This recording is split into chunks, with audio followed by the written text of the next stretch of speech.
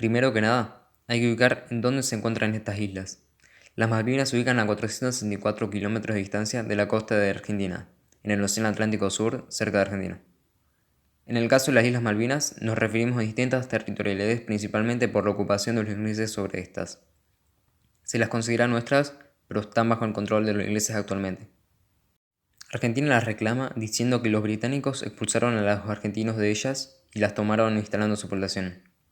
Y cuenta que fueron descubiertas por el portugués Fernando de Magallanes en una expedición en 1520 al servicio de España, que luego Francia fue el primero a establecerse y que lo hizo en Puerto Luis en 1764, pero que luego España objetó y obtuvo el reconocimiento de su derecho sobre las islas y que al pasar a manos españolas siempre hubo un gobernador residiendo en estas, quien reportaba las autoridades en Buenos Aires.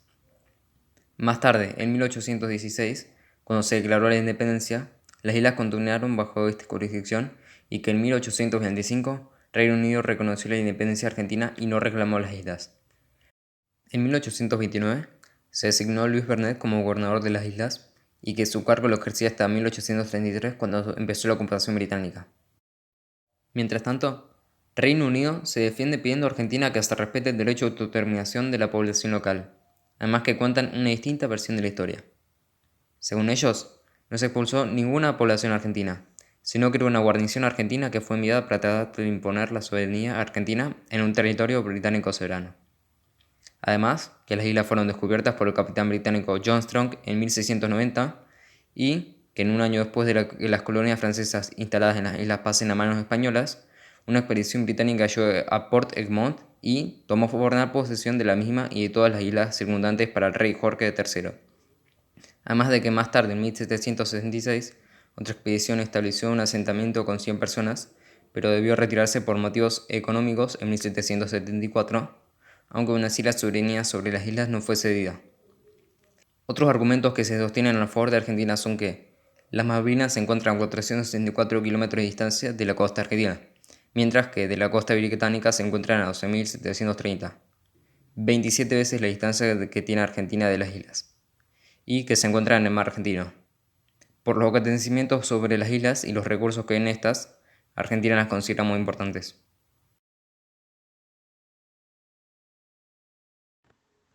La Antártida está situada completamente en el hemisferio sur, casi enteramente al sur del Círculo Polar Antártico. Está rodeada por el Océano Antártico y es un continente antártico. Su superficie es de 14 millones de kilómetros cuadrados en un área libre. Su densidad es de 0,0003571 habitantes por kilómetros cuadrados.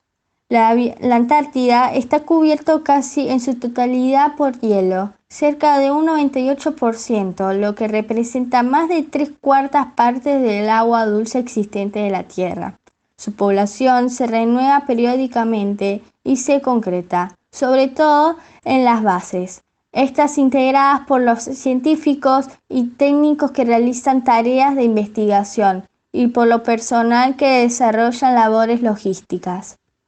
El continente antártico es considerado en parte un desierto a pesar de la enorme reserva del agua dulce que posee, pues las precipitaciones son escasas y además porque al estar en el agua se forman hielo o nieve.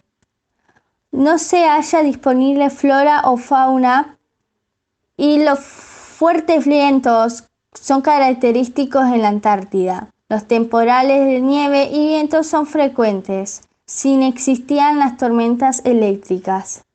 El viento pueden alcanzar los 200 kilómetros por hora con ráfagas aún mayores. Es común que se formen vesticas que arrastren nieve, que también se conoce como vientos blancos. A principios del siglo XIX, cazadores criollos de focas empezaron a realizar campañas en la Antártida.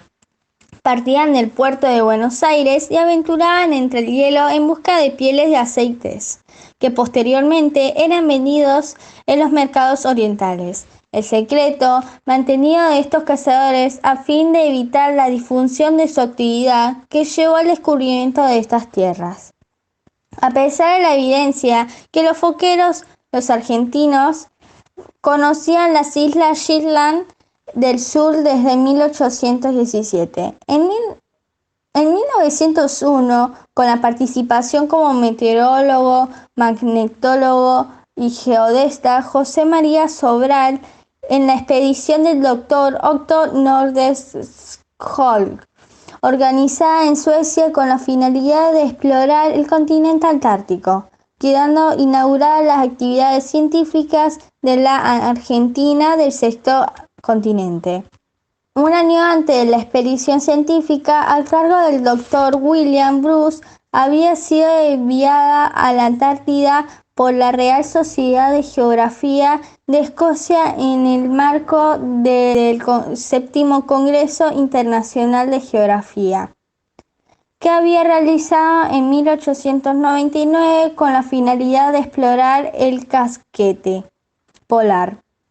Debido a su buque, el Scotia, había quedado atrapado entre los hielos. Los expedicionarios debieron invernar en las islas Lauriel, pertenecientes al archipiélago de las Orcas del Sur, situados en unos 1.100 kilómetros de la isla de los Estados.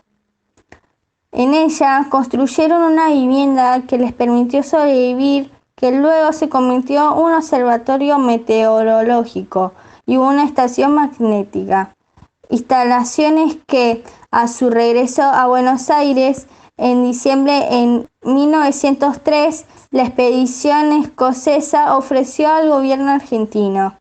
El 22 de febrero de 1904 se formalizó el traspaso. A partir de ese momento, las observaciones realizadas en esa estación por la Argentina han dado mayor precisión a los pronósticos meteorológicos.